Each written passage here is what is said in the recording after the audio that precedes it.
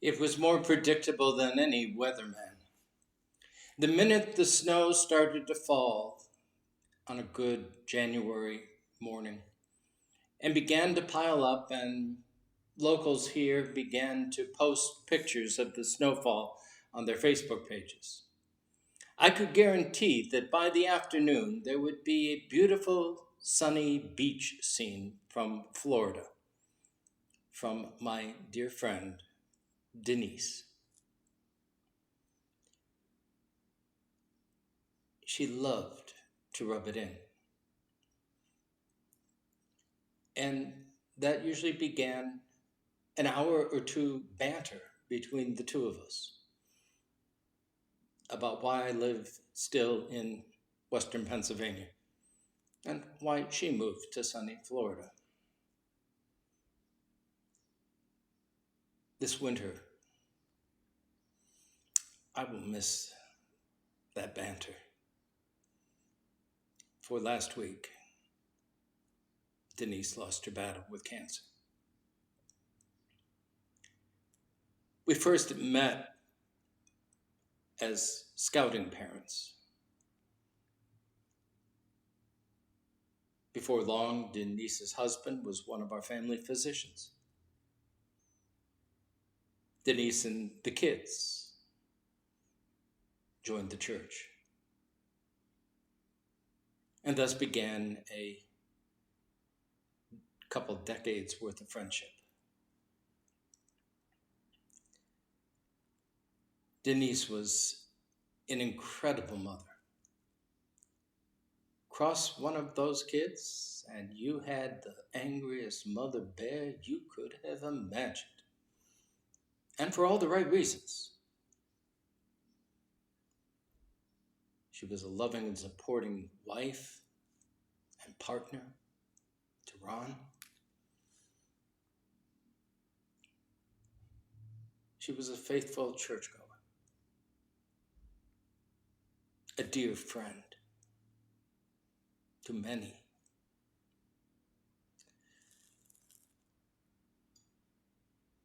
She was a business owner,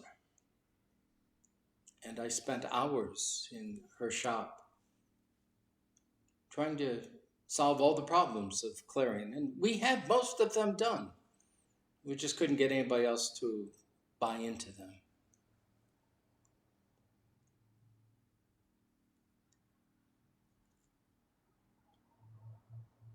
She will be missed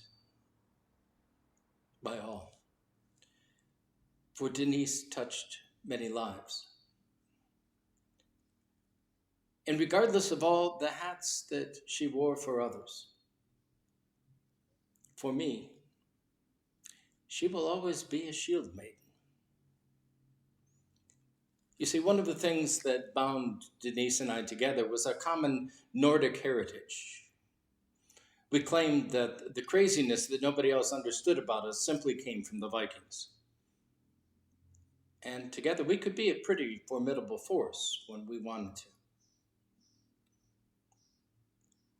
One of the great gifts that Denise had, and perhaps her greatest, was a sense of passion for family, for friends, for church, for work. Whatever Denise did, it was 100%, at least. She gave her all. She risked it. She was up to a challenge. And she approached life and death with an incredible courage. It is that passion that I will miss most of all, for that is a rare commodity these days. Oh, we talk about passion, but all too often passion gets confused with anger and violence, as we've seen over the course of the last few years in the political arena or on the streets of our cities. Or it's confused with excitement, and so we stoke our worship services with upbeat hymns and flashy posters, videos in an effort to entertain and inspire. Or sometimes passion is just that dug inness about a belief or teaching. We think we are passionate when we are immovable. But passion is really none of those things, at least not within the life of faith. For us as Christians, we talk about Jesus' death on the cross as his passion. And it is in that light that we need to explore the word. Passion means sacrifice. And that was something that Denise exhibited so very well. Always sacrificing for those around her. Family, friends, community, church. What would it look like if we followed her lead and dared courageously to sacrifice a little bit of ourselves for the betterment of the world around us, to reach out to our neighbors, to care for those in need, to explore ways of improving our communities, our neighborhoods, to take a role in local government, to step up in church or civic organizations, to be a leader. We could use a little passion because we lost a whole lot last week. That passion will continue to burn in all those that Denise touched. Rest in peace, my Shieldmaiden, and continue to burn, that we may be guided by your light to be passionate as well for the sake of the world. Well, this hymn was probably never sung by the Vikings. It has played pretty well in the Norse country over the decades and came willingly to this country, where it is sung at times like these so very often. This one's for you, Denise.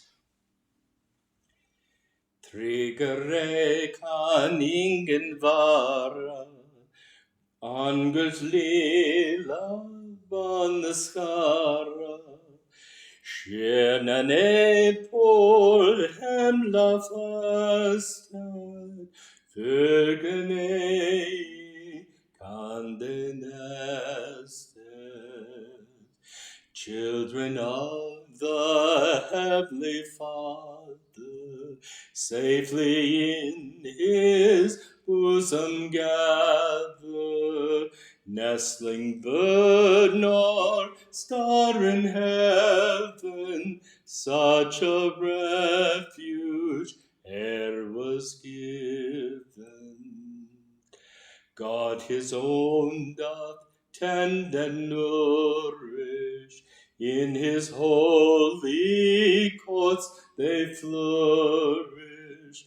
From all evil things he spares them, in his mighty arms he bears them.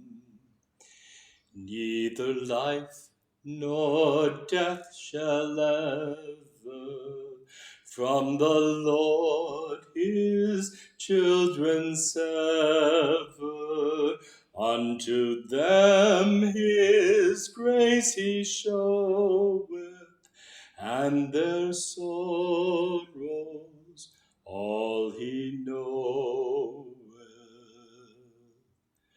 Though he giveth or he taketh, God his children ne'er forsaketh, is the loving purpose only to preserve us pure and